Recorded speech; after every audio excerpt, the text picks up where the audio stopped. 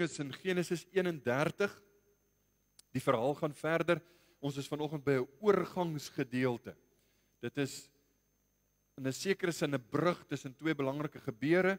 Dis 'n stukkie van die verhaal wat 'n mens maklik net lees en dink, ag, dis interessant, maar tog wil die Here met ons daardeur praat vanoggend. So ons gaan vers 17 tot 42 lees. Dis 'n lywige gedeelte. Genesis 31 vanaf vers 17 tot en met 42. Ons preek die Bybel vers vir vers. Ons wil nie die gedeeltes oorslaan nie, maar ek glo die Here gaan getrou wees om met ons elkeen te praat. Kom ek lees vir die voor in die ou Afrikaanse vertaling. Genesis 31 vanaf vers 17.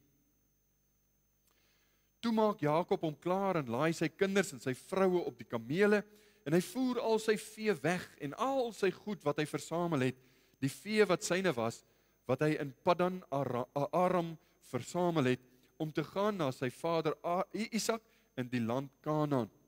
Onderwyl Laban gaan om sy kleinvee te skeer, het Rachel die huisgode van haar vader gesteel. En Jakob het Laban, die Arameer, mislei deur hom nie te vertel dat hy wou vlug nie.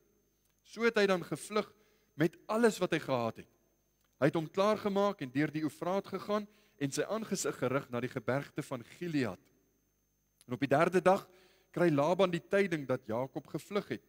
Daarop het hy sy broers saam met hom geneem en hom agterna gejaag, 'n afstand van 7 dae, en hom ingehaal in die gebergte van Gilead.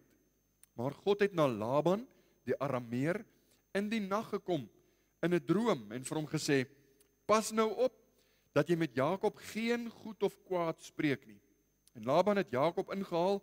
Jakob het sy tent al opgeslaan gehad in die gebergte, en Laban met sy broers het dit opgeslaan in die gebergte van Gilead. Toe vra Laban vir Jakob: "Wat het jy gedoen dat jy my mislei en my dogters soos krygsgevangenes weggevoer het?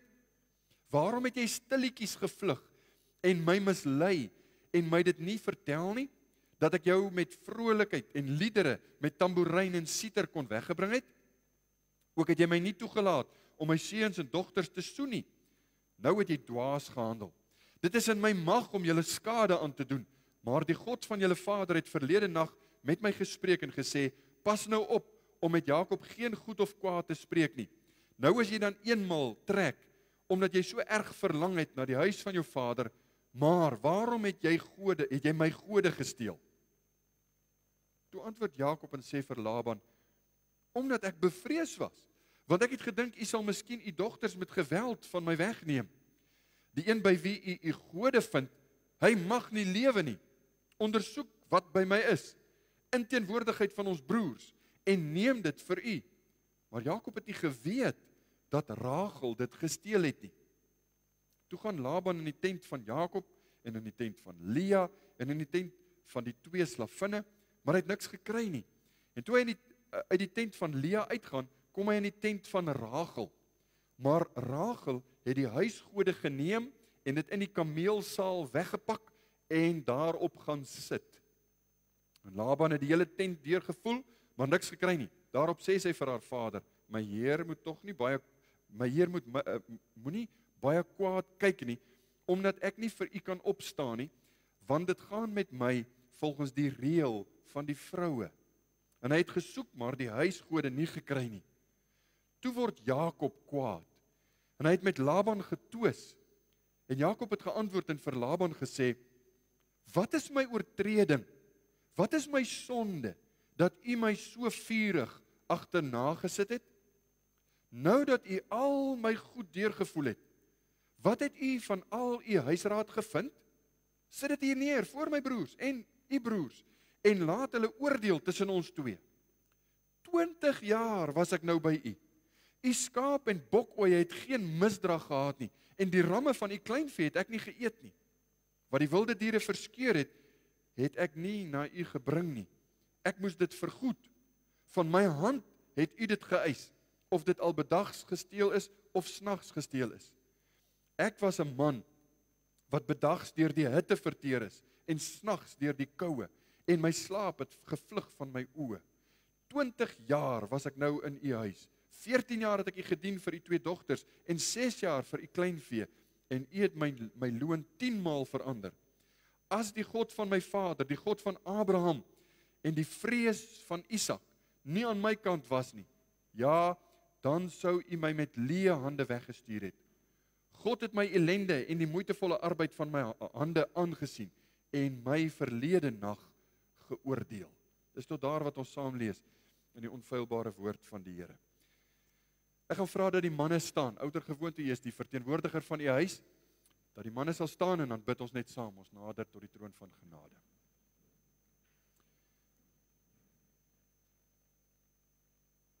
Here, ons wil U vanoggend loof en aanbid.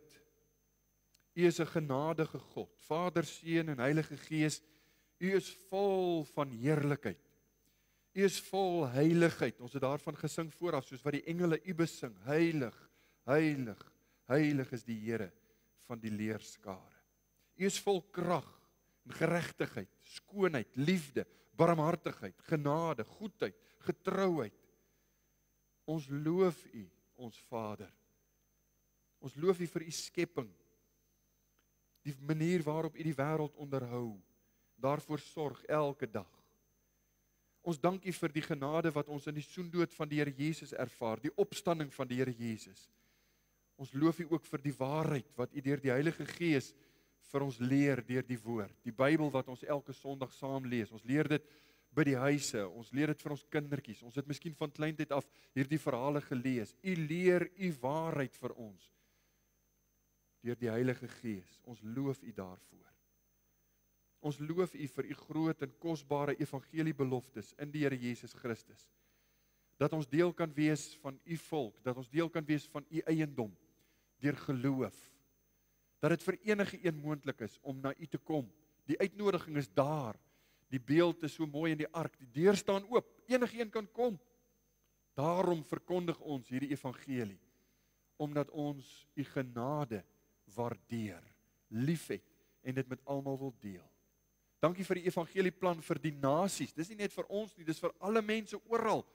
Help ons om deel te wees aan die uitdra ook daarvan. En nou is ons bymekaar. Sal U ons saam seën tot lof en eer van U naam. Amen.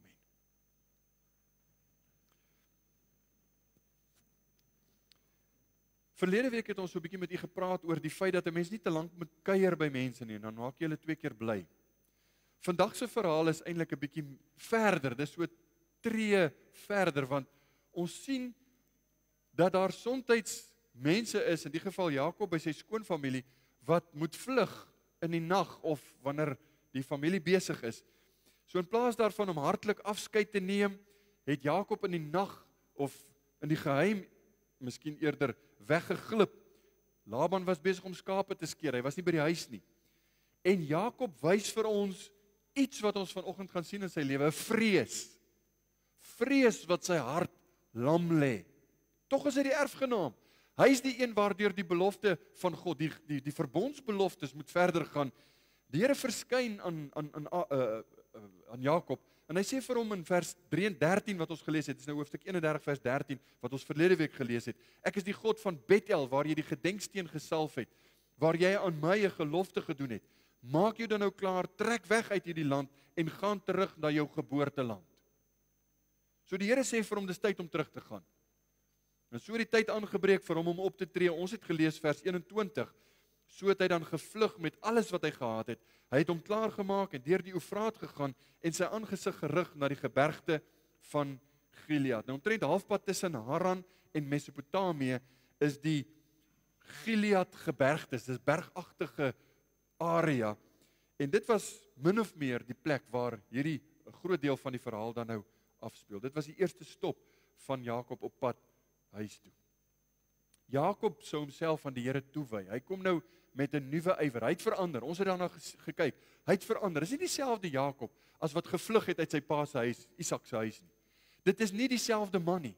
Hy gaan nou terug en hy wil met 'n nuwe ywer die Here dien. Hy het sy gesig gerig na die huis en hierdie gedeelte gaan nou vir ons die oorgang gee van wat voorlê. Daar's mooi dinge wat voorlê, interessante dinge, maar die oorgang wil ons tog ook hanteer. Die hoofkarakters in vanoggend se gedeelte is Laban, Rachel, sy vrou, die mooi een, en dan Laban. Jakob, Rachel, Laban. Ons gaan na hulle kyk En ons gaan sekere dinge sien, dis portrette as jy wil, van ongeloof. Maar ons gaan kyk na wat hier gebeur het, en weer eens gaan die spieël opgetel word, u kan daarin kyk, en as ons dinge raak sien, wat nie reg is in ons harte nie, wil ons ook vir die oplossing bied, want dit is baie duidelik, ook in hierdie gedeelte. Kom ons kyk na die 3 hoofkarakters. Eerstens Laban. Laban se reaksie op die feit dat Jakob so vinnig besluit het om te gaan, in die geheim eintlik gevlug het, illustreer vir ons baie dinge omtrent dit wat ons van hom al reeds weet. Ons weet, Laban is gulsig. Ons weet hy's gierig, hy's lief vir geld. Ons het gelees, en ek het verlede week vinnig daarna verwys, Kolossense 3, waar Paulus sê, maak dood dan julle lede wat op die aarde is, naamlik hoerery, onreinheid, hartstog, slegte begeertes en gierigheid, dis hebsug in 'n ander sin. Dan sê Paulus, wat afgodediens is. Gierigheid om materialisties vir jouself bymekaar te maak, om inhalig te wees, sê die Bybel, is afgodediens. As ons gierigheid met afgodediens in lyn wil bring, en jy wil kyk, hoe lyk 'n lewe wat hierdie goeters mooi illustreer, hoef jy nie verder te soek nie, ons kyk na Laban. Kyk net na die illustrasie in Laban, die Arameer se lewe. Trouwens, as ons in die versoeking kom, om te lief te raak vir die dinge op aarde, te lief te raak vir die materiële kwessies, geld en huise en wat ook al, dan moet ons kyk hoe Laban se lewe en veral, meer spesifiek, sy verhoudings vernietig is deur hebsug. Sy verhoudings lê aan flarde, en ek gaan dit vir u wys. Nou kom ons vra die vraag, hoekom moes Jakob vlug? Hoekom moes hy wegsluip soos 'n skelm, terwyl hy niks verkeerd gedoen het nie? Omdat hy Laban geken het. Dis die rede, hy sê dit later self. Laban se liefde vir rykdom, Laban se liefde vir geld, het hom 'n bedrieger gemaak, en Jakob was bang vir Laban. Hy het geweet wat is die potensiaal, wat kan gebeur. Dit is waarom Jakob sy skape en sy vroue en al sy kinders en sy kamele, alles wat hy bymekaar gemaak het, gevat het en oor die rivier, oor die Eufraat getrek het, gevlug het, gesluip het. Feitelik alle slegte goed wat gebeur in hierdie gedeelte, en daar's baie, as jy dit gaan 'n lyn trek, gaan jy op een of ander manier in verband kan bring met Laban se hebsug. Op een of ander manier is alles wat sleg gebeur, gekonnekteer, verbind aan Laban se hebsug. Vers 26, 27 wat ons gelees het. Laban vra vir Jakob, wat het jy gedoen dat jy my mislei en my dogters soos krygsgevangenes weggevoer het? Waarom het jy stilletjies gevlug en my mislei en my dit nie vertel nie, dat ek jou met vrolikheid en liedere, met tamboerijn en siter kon weggebring het? Toe Laban hulle inhaal, vra hy, hoekom het jy weggesluip? Jakob se antwoord, vers 31, omdat ek bevrees was, want ek het gedink, u sal miskien u dogters met geweld van my wegneem. Dis die tipe man wat Laban was. Hy wou baie hê, want dit het vir hom mag gegee, en die mag sou hy misbruik om nog te kry. Dis die tipe man wat hy was. Nou daar's 'n vertaling kwessie in vers 20.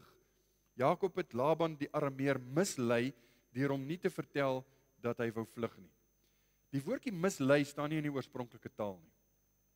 Om die waarheid te sê, die 2020 vertaling moet hom dalk 'n bietjie meer realisties vertaal. Daar staan, Jakob het Laban die Arameer se vertroue geskend. Maar weet jy wat sê die oorspronklike taal? Die oorspronklike Hebreë sê letterlik, he stole his heart. Jakob het Laban gesteel, sy hart gesteel, sy siel gesteel. Daar's 'n konnotasie van sy lewe gesteel, maar dit is sy hart gesteel. Dit wat vir hom kosbaar was, het hy gesteel. En dit is nie regtig wat gebeur het nie, want ons weet uit dit wat ons gelees het, daar is baie duidelike bewyse dat alles wat Jakob sin was, het hy gevat.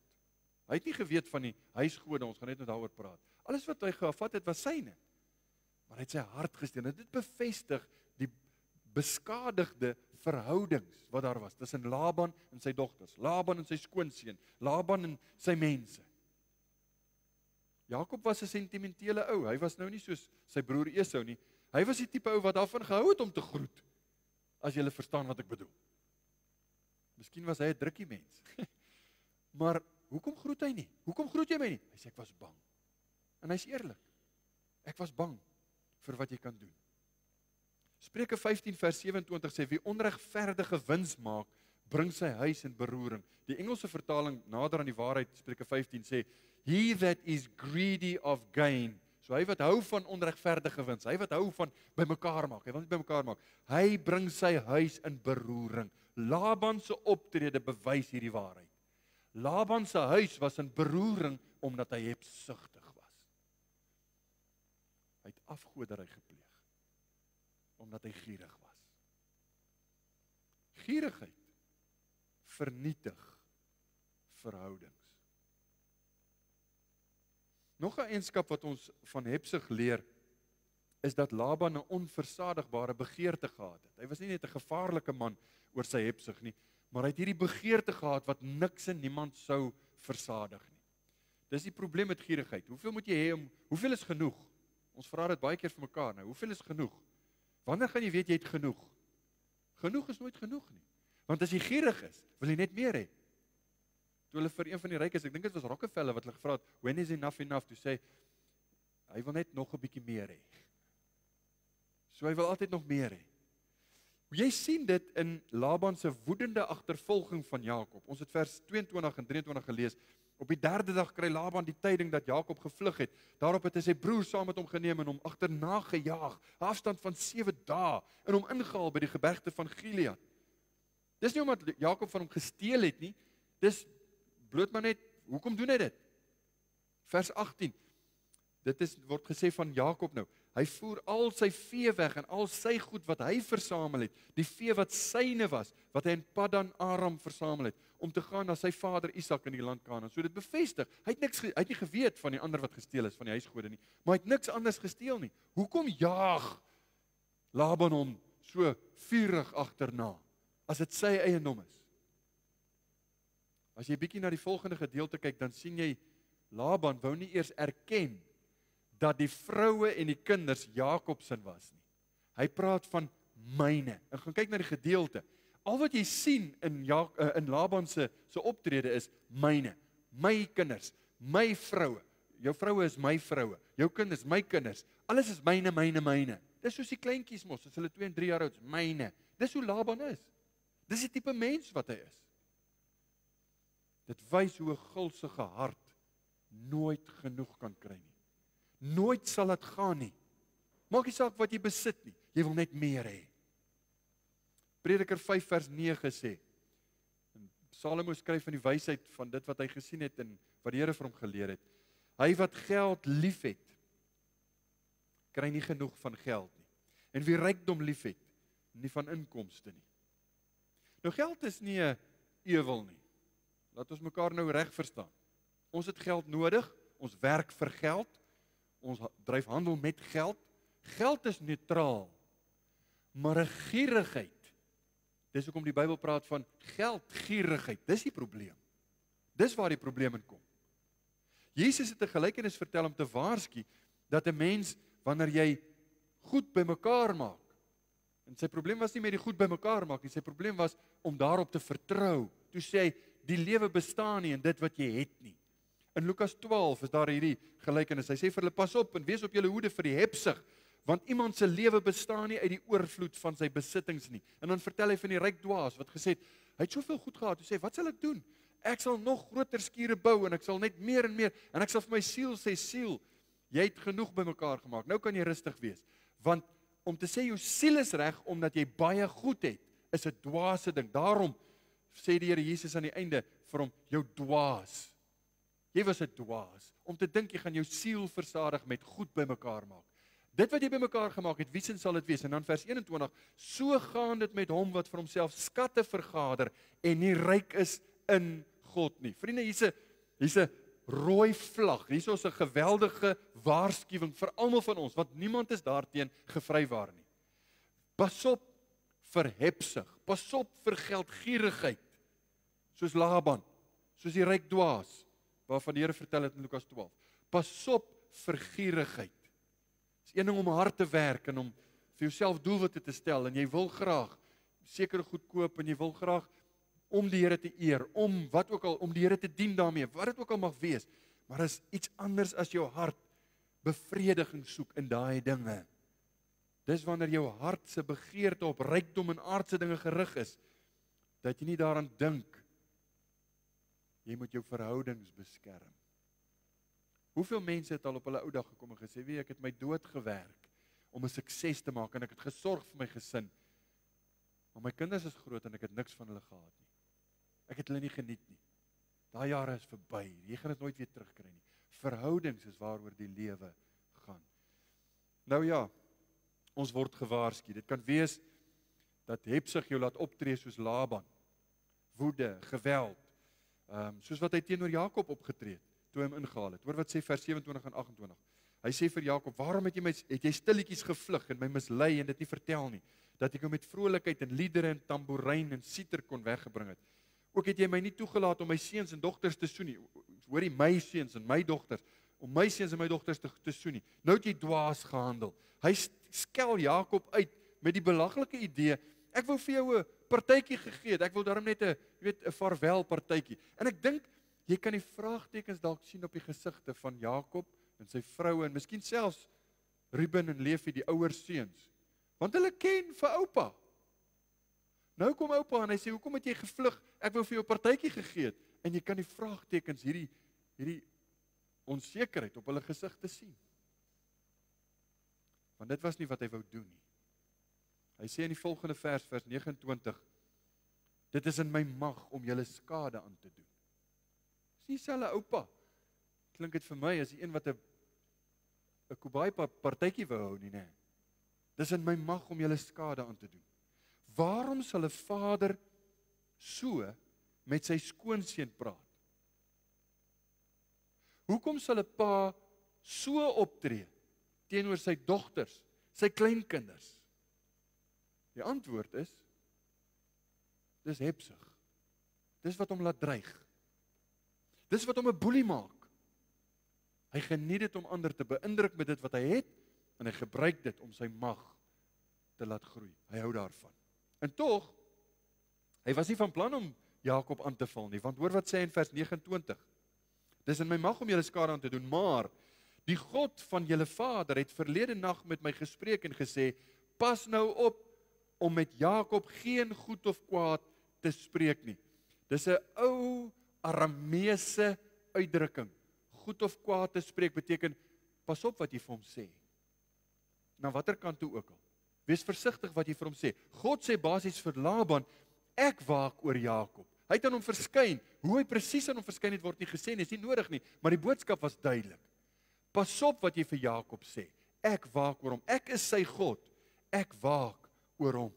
Die feit dat Laban goddelik in bedwang gehou moes word, toon eintlik vir jou hoe hebsug hom nou al so gemaak het, dat hy selfs vyandig, brutaal, 'n boelie sou wees, teenoor sy eie mense, 'n veragtelike man, teenoor sy eie mense. God moet hom in bedwang hou.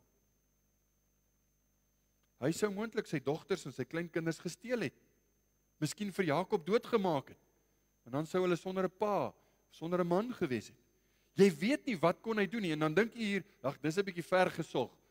Kyk net wat om u aangaan. Ek en Daleen het al baie keer in families betrokke, en jy hoor van families wat op die oog af wonderlik lief is vir mekaar, so, jy weet, kuier by mekaar, in die oomblik as daar 'n sterfgeval is en daar's 'n testament op die tafel, dan word die prokureursbriewe rondgestuur en mense dreig mekaar en hulle groet mekaar nie in die dorp nie. Die oomblik wanneer geld op die tafel kom, dan verander dit ons hart. Weet jy wat is dit? Dis hebsug. Dit is hoe dit mense verander.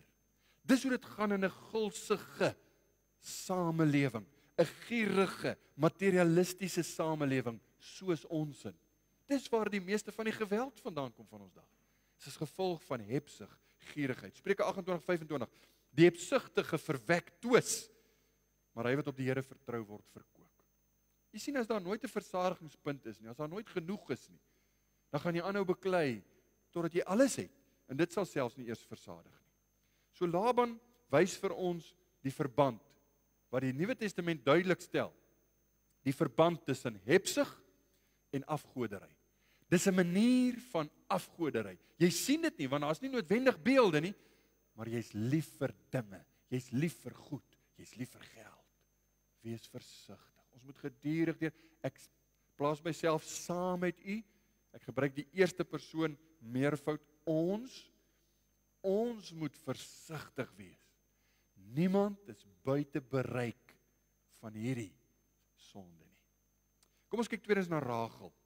Ons sien in vers 19, Rachel het voordeel getrek, toe Jakob sê ons gaan trek, en sy weet, haar pa is besig om skape te skeer, hy is nie by die huis nie, toe het sy voordeel getrek, vers 19, onderwyl Laban gaan om sy kleinvee te skeer, het Rachel die huisgode van haar vader gesteel. Die Hebreëus vir huisgode is 'n woord teraphim.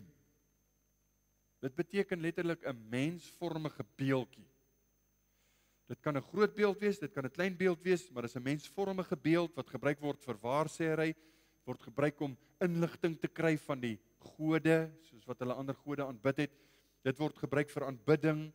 Party van hulle was klein, party van hulle was groter, ander was lewensgroot. In 1 Samuel, ek dink is 1 Samuel 19, was daar 'n geval waar Michal, dis nou Dawid se vrou, een van haar huisgode gevat het, wat hulle in die huis gehad het, so tussen hakies, Dawid het van hulle gehad, en die in die bed gesit het en met komberse toegemaak het, sodat die Saul se manne moet dink, dis Dawid wat daar lê en slaap. So groot was daar die spesifieke huisgod. So jy kry hulle in verskillende groottes. Dis amper soos die TV's vandag. Jy kry hulle in verskillende groottes. Julle moet nou die kolletjies verbind. Laban se, hierdie huisgoedjies wat gesteel is deur Rachel, was egter klein genoeg om in 'n saalsak te pas. In 'n kameel se sakke wat langs sy kant hang. So daarso het sy dit in weggesteek. Nou daar's verskeie teorieë waarom het sy dit gedoen. Hoekom? Sommige sê omdat dit gebruik word vir waarsêery, het sy gedink as sy haar pa se huisgoedjies steel, dan kan hy hulle nie gaan raadpleeg om uit te vind waarheen is hulle op pad nie. Dit sê sommige verklaarders. Dit maak vir my glad nie sin nie, want almal het geweet waartoe hy op pad is. Dit was nie nodig om gode te raadpleeg nie. Almal het geweet hy's op pad na sy pa se huis, Isak se huis toe. 'n Ander teorie is Rachel het hulle gesoek bloot net vir hulle waarde, intrinsieke geldelike, monetêre waarde. Vers 14 het sy gekla, sy het gesê sy het geen erflating gekry by haar pa nie. Dit het sy vir Jakob gesê. So sy voel dalk ek gaan maar vat wat ek voel na my toe behoort te kom. En toe steel sy die gode. Nou wel gewoonlik, soos jy weet jy my ken, ek is 'n ou wat eenvoudig wil wees. Gewoonlik is die beste verduideliking die eenvoudigste. En as jy kyk na die gedeelte, dan is dit baie duidelik dat Rachel het heel moontlik nie die valse aanbidding waarmee sy groot geword het, in haar jeug en haar kinderjare aan gewoond was, prys gegee nie. Dis vir my die logiese verklaring. En dit is weer eens met 'n waarskuwing, soos wat ons kinders groot maak. So gaan hulle wees as hulle groot is. As ons hulle leer hoe om die Here te dien, gaan dit vir hulle makliker wees om die Here te dien as hulle groot is. As ons hulle leer hoe om die wêreld te dien, dan gaan dit baie moeilik vir hulle wees as hulle groot is om die Here te dien. William Blakey skryf, Rachel thought that the possession of the image or the images, verskoon tog, would bring prosperity to her house. That's how it worked, and would enable her to continue the worship to which she had been accustomed. She had professed faith in Jacob's God, but she was not letting go of the idols. So sy het nou al geloof in die Here bevestig. Sy het gesê, Jakob, ek gaan saam met jou, ek dien die Here saam met jou, maar sy wil nog haar huisgoedjies saamvat, want sy glo hierdie huisgoedjies bring vir haar voordeel. Miskien wou sy nog kinders gehad het. Ja, ons weet sy wou nog kinders gehad het. Miskien wou sy meer geluk gehad het. Sy wou Jakob net vir haar gehad het en hierdie huisgoedjies gaan haar help. Deur hierdie afgode te steel, het sy onbewustelik dalk haar man Jakob in 'n baie groot dilemma geplaas. Vers 30. Nou as jy dan eenmaal aantrek, sê Laban vir Jakob, omdat jy so erg verlang het na die huis van jou vader, maar waarom het jy my gode gesteel? En nou sit vir Jakob soos, waarvan praat jy nou? Sou ek gesê het. Hy weet niks daarvan nie. Die Bybel sê, hy het nie geweet daarvan nie. Dit was vers 32, die een by wie u die gode vind, hy mag nie lewe nie. Ondersoek wat by my is in teenwoordigheid van ons broers en neem dit vir u, maar Jakob het nie geweet dat Rachel dit gesteel het nie. Nou ek kan u verseker, Jakob het regtig nie geweet nie, as gevolg van die woorde, die een by wie u die gode vind, hy mag nie lewe nie. Hy het gepraat soos 'n aardsvader. Nou Laban, en die laaste ding wat Jakob wil hê, Laban sy skoonpa moet nou alles deursoek, maar dis al hoe hy sy onskuld kan bewys. Vers 33, toe gaan Laban in die tent van Jakob, in die tent van Lea, in die tent van die twee slavinne, maar hy het niks gekry nie. En toe hy die tent van Lea uitgaan, kom hy in die tent van Rachel. So hy moet alles deursoek. Ek is die tipe ou, moenie my goed krap nie, ek het so groot geword. My ma was so, ons almal is so, moenie my goed krap nie. Dis my goed. As jy iets wil hê, vra vir my, ek sal vir jou gee, maar is my goed. Ek het niks om weg te steek nie, maar dis my goed. En as Jakob enigstens soos ek was, dan was dit vir hom bitter swaar. Dat sy skoonpa nou alles deursoek, want hy soek nou na sy huisgoedjies wat Jakob gesteel het, en hy het nie daarvan geweet nie. Vers 34, maar Rachel het die huisgoede geneem en het in die kameelsaal weggepak, en daarop gaan sit, en Laban het die hele tent deurgevoel, maar niks gekry nie. So sy sit op haar kameelsaal, maar sy kan nie toelaat dat haar pa hier kom soek nie, want dan gaan hy dit kry. Soos wat hy alles deursoek, weet sy, hier's moeilikheid. Sy moet 'n plan maak. Vers 35, daarop sê sy vir haar vader, my heer moenie baie kwaai kyk nie, omdat ek nie vir u kan opstaan nie, want dit gaan met my volgens die reël van die vroue. Die Bybel praat altyd mooi van sensitiewe goed. Dit gaan met my volgens die reël van die vroue. Ek het gesoek, maar die huisgode nie gekry nie. So met haar verduideliking aan haar pa, besef hy, goed, dis dan nou maar tot daarna toe. Ons gaan nie hier soek nie. Laban het oral gesoek, behalwe in die sakke waarop sy gesit het, en dis presies waar die huisgoedjies was. Dit was daar weggesteek. So as gevolg van sy hebsug en sy misleiding, is daar nog 'n voorbeeld waarin ons kan leer. Wat kom nou hier na vore? Sy dogter, Rachel, hulle het gesien hoe hulle pa werk, hulle het gesien hoe 'n mens opereer, hulle is opgelei, kan jy sê. Hulle huiwer nie om leuns te vertel, om al hierdie skelmstreke uit te haal, om hulle self te beskerm nie. Dis wat gebeur in 'n huis van hebsug. En tog, ek durf sê, Rachel se skelmstreke, haar kullery, was nie so geslaagd, soos wat sy gedink het, dit moes wees nie. Jakob praat soos 'n aardsvader, en dit wat hy sê, het meer gewig as die gewone ou. Hy profeteer dat die dief van daai afgode sou sterf, en as ons die verhaal verder lees, binne 'n paar maande, is Rachel dood. Dit het nie goed uitgewerk vir Rachel nie. Ons word nie vertel met duidelikheid in die teks waarom sy dood is nie, maar is 'n goeie kans dat dit die rede daar agter is. Jakob het gesê, die een by wie die huisgoedjies is, mag nie lewe nie. Reg deur hierdie gedeelte kom ons 'n baie sterk dryf, 'n baie sterk standpunt teen valse gode, teen afgoderry. Dis asof ons gewaarsku word. Pas op vir hierdie kwessies. Moet dit nie toelaat in jou huis nie. Moet dit nie doen nie. Moenie soos die heidene wees nie. Dit was ter wille van hierdie gode, en hulle was die gode wat Laban gehad het in sy huis, wat die God van Israel nie aanbid is nie. En tog, kyk mooi, watter soort gode is dit? Dis gode wat jy in 'n saalsak kan pak. Dis gode wat gedra moet word. Hulle kom nie self saam wanneer ons Isak se huis toe gaan. Hulle moet saam gedra word. Dit is 'n belaglike God, om dit so te noem. En hier is die saak. Watter soort God is ons afgode? Watter soort God is die afgode wat vir ons 'n probleem is? Nou moet jy my reg verstaan, ons buig nie voor beeldjies dalk nie. Ons het nie, ek hoop nie eetbeelde in die huis waarvoor jy neerbuig nie, maar ons doen dit nie meer vandag nie. Dis baie min wat dit nog wel gebeur. En ek praat nie nou van metaalgode soos in die verlede nie. Hier kan dit wees in ons tyd. Die gode van vermaak. Silicon Valley, né? Ons ken die vermaak en die plastiek van ons dag. Jy aanbid plesier of mag of aansien of roem. Jy lê en dink in die nag daaraan, as ek net soveel geld kan kry, as ek net soveel geld kan hê, as ek net bekend kan wees.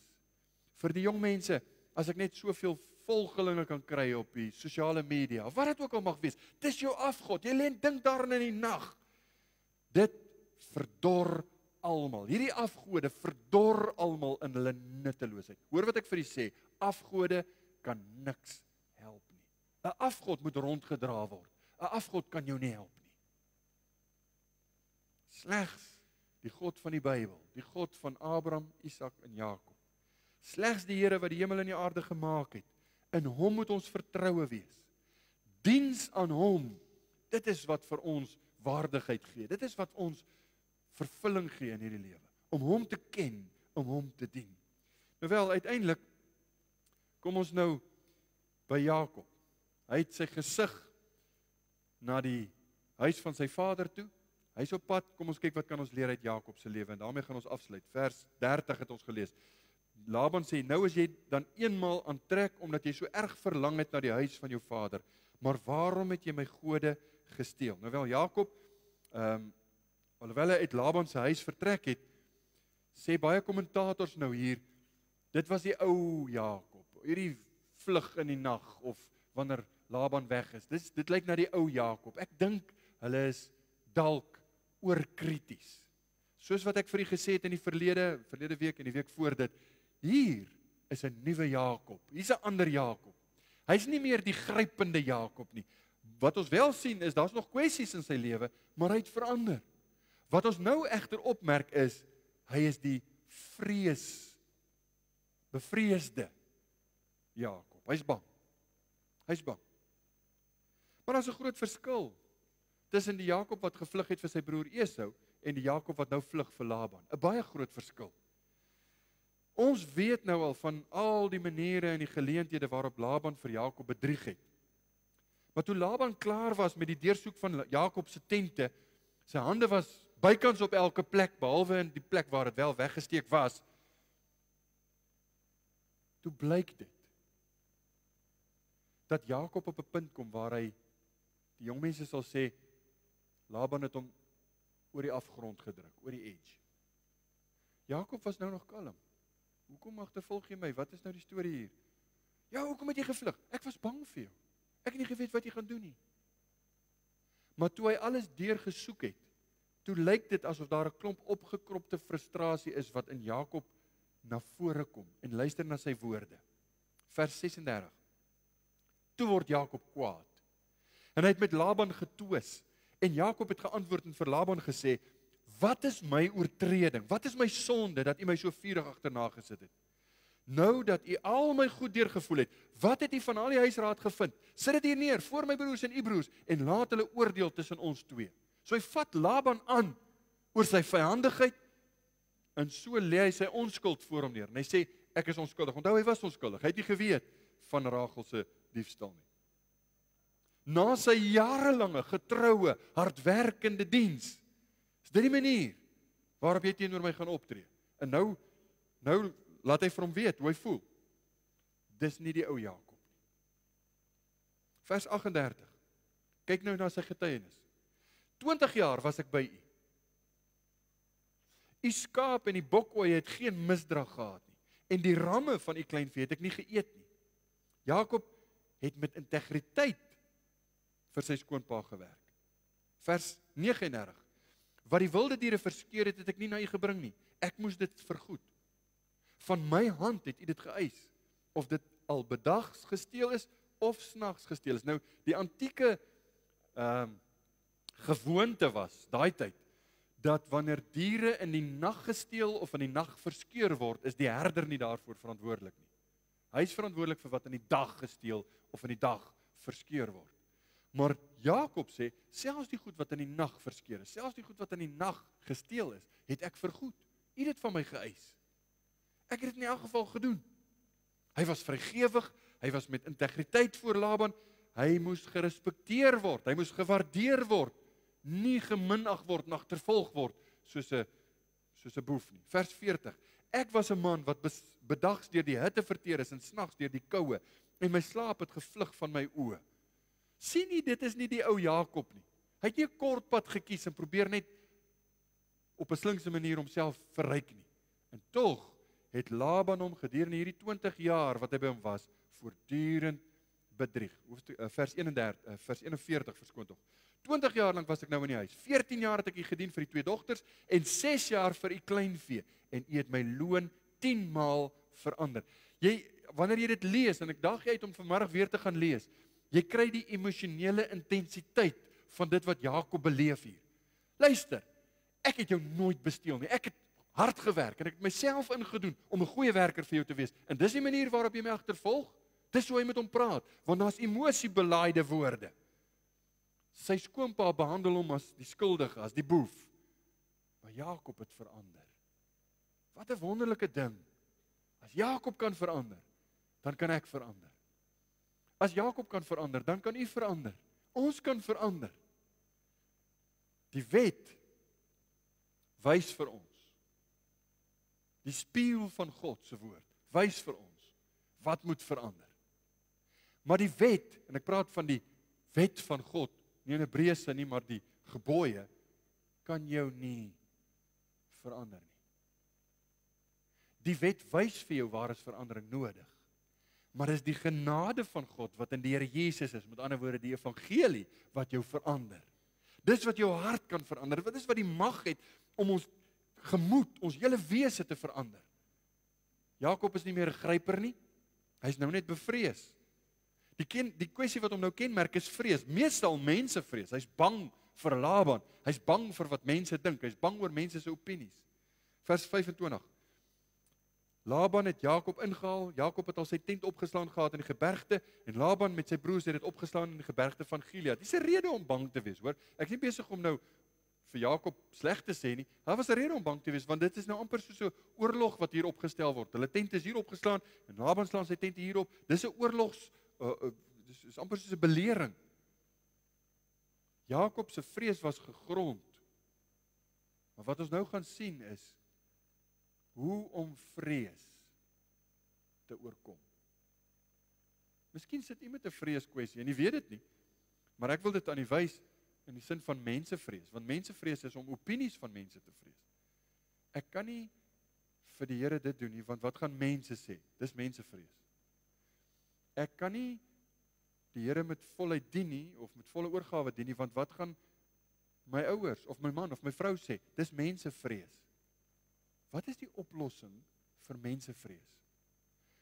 Wat sal mense dink as ek? Die opinies van mense, dis mensevrees. Wat is die oplossing van mensevrees? Het jy al daaraan gedink? 20 jaar tevore het hy weggesluip, of weggevlug eerder, uit sy pa se huis, as gevolg van sy slinkse geaardheid. Nou vlug hy as gevolg van vrees in sy siel, vers 31, omdat ek bevrees was, want ek het gedink, u sal miskien u dogters met geweld van my wegneem.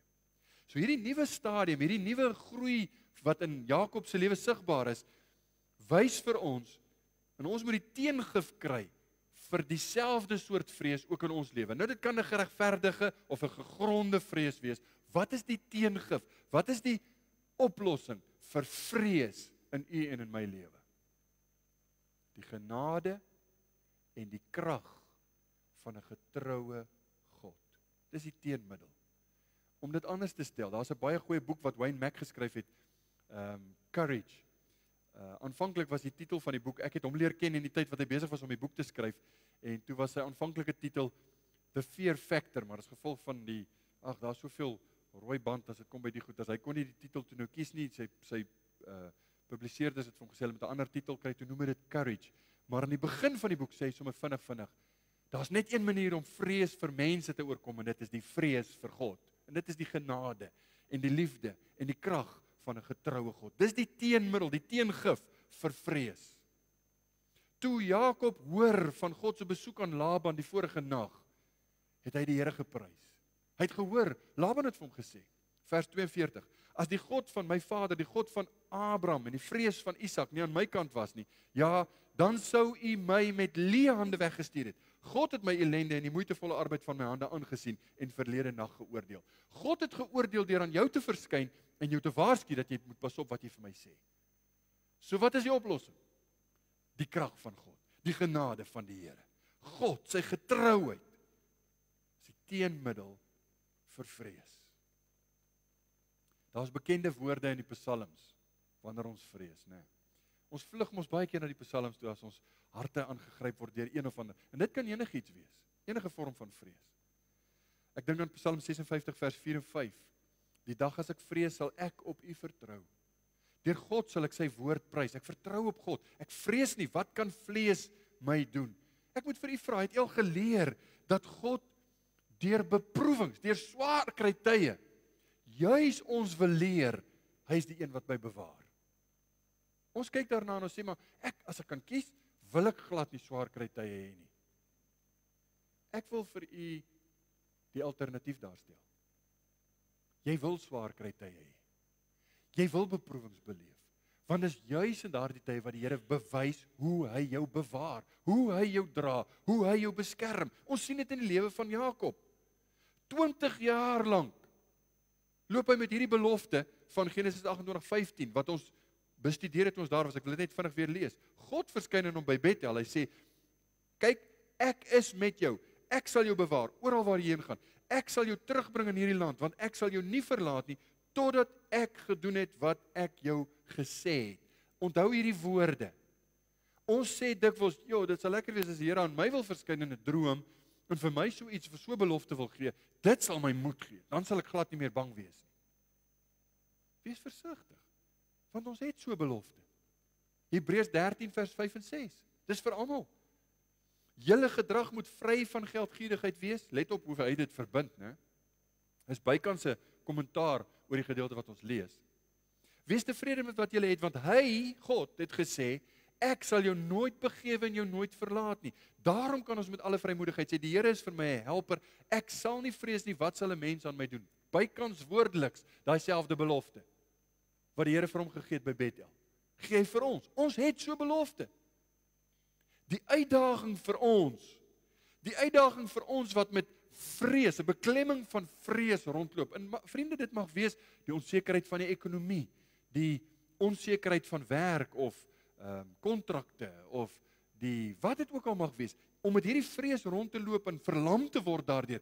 Die oplossing, en ek wil dit noem die uitdaging vir die kind van God, is om te sê, ek gaan die belofte van die Here omhels, deur te weet, dis dieselfde belofte as wat hy met Jakob gemaak het. U weet, die Here het nooit vir ons 'n sorgvrye lewe beloof nie. As daar predikante is, en daar is, wat vandag nog preek en sê, kom net na die Here toe. Jy weet, kom vorentoe, bid 'n gebedjie en dit sal net met jou goed gaan. Jy sal altyd die beste hê, jy sal altyd gesond wees, jy sal altyd net voorspoed hê. Dis die boodskap wat baie keer verkondig word vandag. Dis vals. Die Here het dit nooit gesê nie. Hy het dit nooit beloof nie. Maar wat hy wel beloof het, hy sal ons beskerm. Anders gestel, hy het nooit beloof hy sal ons uit die vuuroond uithou nie. Maar wat hy beloof het, is hy sal saam met ons deur die vuuroond gaan. Dis mooi gestel. Hy sal by ons wees, hy sal ons bewaar.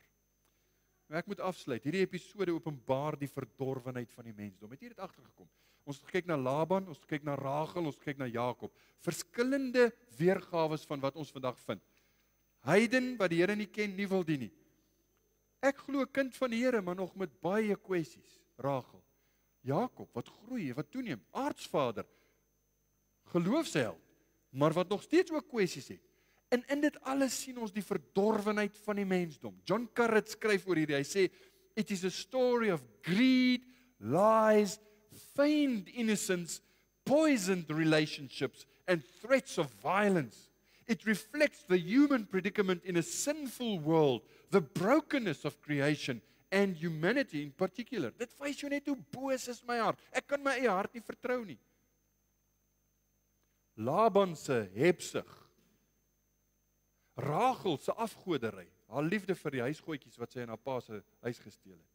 Jakob se mensevrees. As jy die ooreenkoms daar sien en jy merk dalk op, hier's iets in my lewe wat nie reg is nie. Daar's iets, ek kan nie aan werk, ek behoort hierdie na die Here toe te vat. As jy hierdie dinge raak sien, hoe kan ons hierdie sonde ontsnap? Hoe kan ons vry raak van hierdie dinge? En nou wil ek net afsluit met 'n vinnige illustrasie, dan is ek klaar. In wat ons noem die Second Great Awakening, dis hoe dit bekend stel, in Amerika was daar 'n oplewing in die tyd van George Whitefield en hierdie ouens Wesley, en daarna, so laat 1700s, dis 1795 tot 1835, was daar 'n tweede Great Awakening. Dit is 'n tyd waar die Here hulle regtig geseën het met herlewings. In daai tyd was daar 'n prediker, sy naam was Asahel Nettleton. Ek weet nie reg om sy naam uit te spreek nie, want ek het gelees van hom.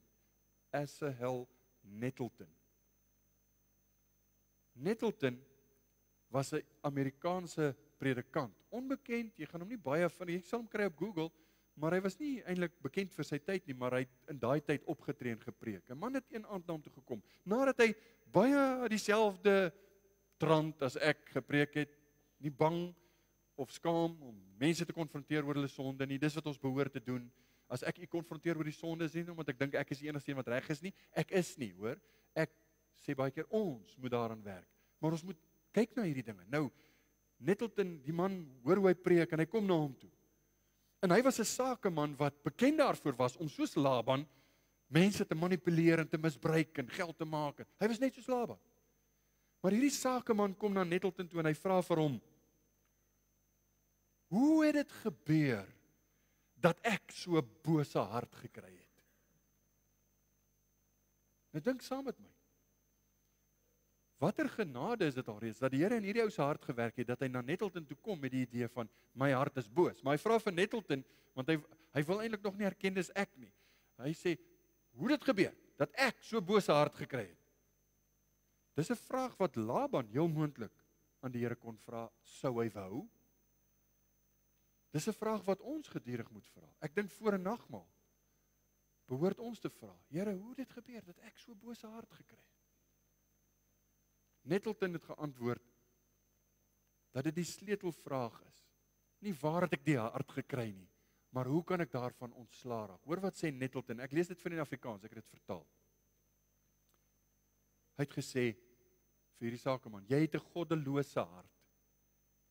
En daai goddelose hart maak jou heeltemal ongeskik vir die koninkryk van God. Jy moet 'n nuwe hart kry. Anders kan jy nie gered word nie. Hoe kan jy dit kry? Die antwoord is Jesus Christus, die verlosser, wat deur God gestuur is en die verlosser wat die hele wêreld uitnooi en sê, kom na my toe, almal wat vermoeid en belas is en ek sal julle rus gee. Toe sê Nettleton vir hom, as jy na Jesus en na die bloed van sy kruis toe sal kom, as jy jou behoefte aan die vergifnis sal bely, sal hy jou nooit weier nie. Jou sonde skuld sal gereinig word en jou hart sal verander word. Vriende, dis die evangelie. En onthou ek het vir julle gesê, die evangelie is nie net vir mense om gered te word nie. Ja, vir gewis, dis wat ons moet hoor, maar dis ook vir kinders van God om heilig te leef. As ek vandag nog na die wet toe gaan, na die woord toe gaan, en ek besef hier's fout, in my lewe is daar fout, hoe word ek verander? Die evangelie. Die ou tyding wat ons so mooi sing, bring my die ou tyding. Die tyding van God se heil. Dis wat my verander. Jou sonde skuld moet gereinig word, jou hart sal verander word. Jy kan dit nie doen nie. God moet dit vir jou doen. So nou weet jy waarheen ek u stuur. Ek kan u nie help nie. As u vra het, is u welkom om te vra, maar dalk is hier mense wat 'n kwessie het met God. Praat met God. En dalk moet jy hierdie vraag van die besigheidsman wat hy vir Nettleton gevra het vir die Here vra, Here, waar het ek hierdie hart gekry? Belangriker nog, hoe kan ek daarvan gereinig word? Praat met die Here. Gaan in geloof na hom toe. Hy sal jou nooit wegwys nie. Amen. Kom ons bid saam.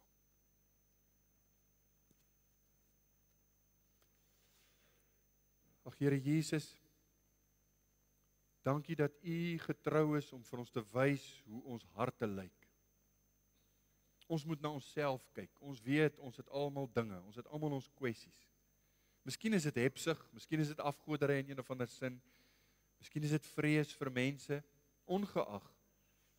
Here, wil U vir ons asseblief U kruis, U volmaakte versoening wys, dat ons daardeur gereinig kan word. Dankie dat die belofte in die woord vas staan. Ek sal hom wat na my toe kom nooit wegwys nie. En U wat harte ken, U wat harte deursoek, wat vanoggend baie regheid met ons gepraat het uit die woord, sal U ons genade gee om ons hulp op die regte plek te soek en dat ons deur U verander sal word. Ons bid dit in Jesus se naam. Amen.